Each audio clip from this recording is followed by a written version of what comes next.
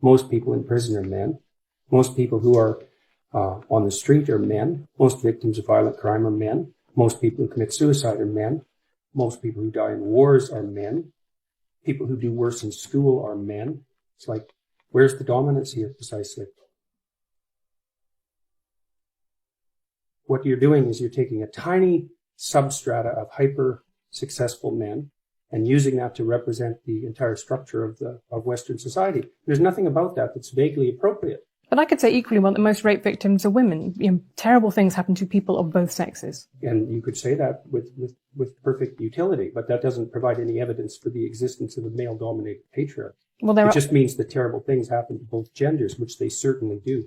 If you hire a plumber who's likely to be male, it's not because there's roving bands of tyrannical plumbers forcing you to make that choice.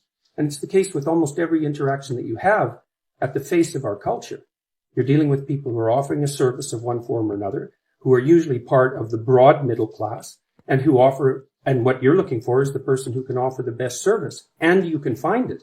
It's not a consequence of being dominated by anything that's tyrannical.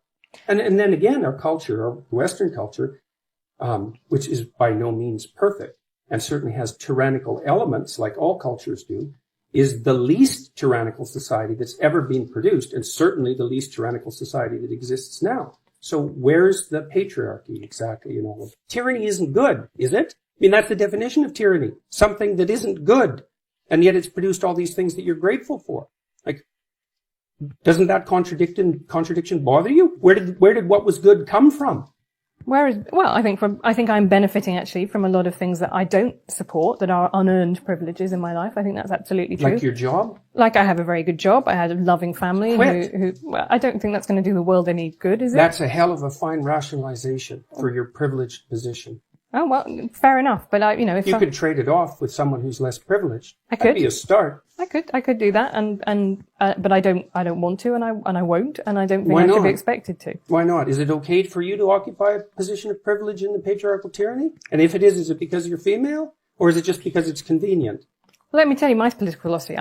I guess I'm a social democrat. So what I believe is that you should, if you have a good life, you should try and pass that on. I believe in a progressive redistributive tax system, for example. It was once said by Lord Mandelson in British politics, New Labour was okay with people being filthy rich as long as they paid their taxes. Now, I'm kind of less okay with people being filthy rich. Define filthy rich. Well, I think I would leave that You're probably in the top 1/10 of 1% of people who've ever lived on the planet. That would constitute filthy rich by historical standards. Okay, but I'm not sure that I'm going the line exactly? Be able to help the Neanderthals at this point, really, by giving up some money. But this is my point, is that what I believe is, and I believe in a structure in which people who have had a good life and had lots of advantages should pay that back, pay that forwards, which I think is the message that you preach as well, right? You have responsibilities. And if you've had, like us, a lot of advantages in life. Civilization as a tyrannical patriarchy. It's not purely a tyrannical patriarchy, That's for sure. Is it? It's purely not. Right. And that's exactly the issue. But why would you deal with moral absolutes? When you describe it as a tyrannical patriarchy, then you make a case that it's purely that. And that's exactly what's ungrateful. It's not purely that at all. Why is saying that something has elements of this made the same as it is purely that? That isn't what's being said. Merely to define it as a patriarchy implies unidimensionality. And to insist that that's also tyrannical doesn't offer a balanced viewpoint at all. Well, I think that's probably where your disagreement comes with this, which is because I do not see it in that way. I do not see that as univariate at all. I see it as one element. Then why call it a patriarchy? Because it describes an overarching structure. Does it? Yeah. And what if the patriarchy is fundamentally composed of women? Is it still a patriarchy? No, that would be a matriarchy. Would it? So let's say we take a patriarchal structure, like the medical profession, and we fill it primarily with women. Is it then a matriarchal structure? What makes it a patriarchy to begin with? Is it the hierarchical structure? Is it the fact that it's mostly men? Is it the sociological structure? Or is it the fact that it's mostly men? Well, I think that's really interesting because male primary school teachers, for example, only 15% of them are men. And I interviewed some of them for my book. And you know what? They report exactly the same things that women do in male-dominated offices, right? They say, people have conversations that I feel excluded from. I feel stigmatized, like I shouldn't be here. People look at me askance when I say I'm a primary school teacher and I'm a man. They kind of reel back. We all make those implicit associations. So if it is a structure that's dominated by women, then it's also a tyrannical patriarchy. I think in that case, then men have a way they should be able to complain about the fact that a very female-dominated office leaves them feeling out too. Yeah, feeling left out too. So how do we get something that isn't a tyrannical patriarchy if it's composed of women, then it's a tyrannical patriarchy. And if it's composed of men, it's a tyrannical patriarchy. We're kind of out of options. Right, but, or you could have an office in which a blend of people of both So sexes if it's 50-50, then it's not a tyrannical patriarchy. No, not 50-50. I'm saying that people... 40-60. I'm saying that there is clearly, when there's only 15% of male primary school teachers, they do feel marginalised and excluded. So you think the defining hallmark of a tyrannical social structure is the predominance of one gender, and if that was relatively equalized, then all of a sudden it would be a free and open institution. I don't think that male primary school teachers are being tyrannised. I do think they are being marginalised, and I do think that they feel excluded and stressed. So what do you do about that?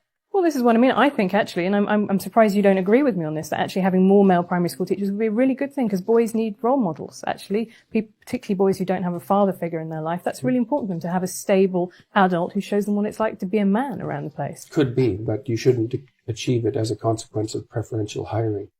I mean, you've seen my interviews online. If I was someone who took criticism at heart, I'd be in a lot more trouble than I am now.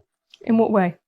Well, I've been criticized endlessly for 2 years. I've been in scandals.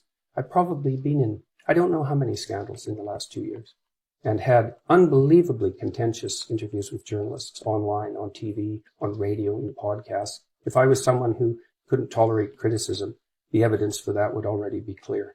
Twitter is a strange social network. I've kind of pulled myself away from it.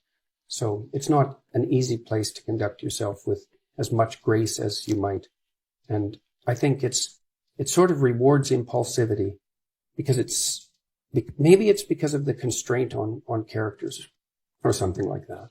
So I think that people tend to show their worst on Twitter, and some of that's a consequence of the structure of the technology. You know, I pulled myself away from it quite a lot in the last month.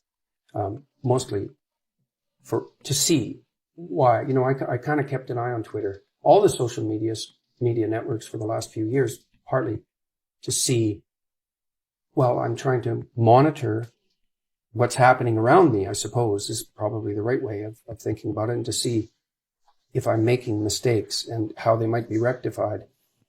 But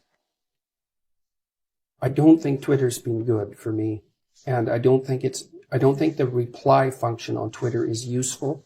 And I think the fact that so many people on Twitter are anonymous is not a good thing at all.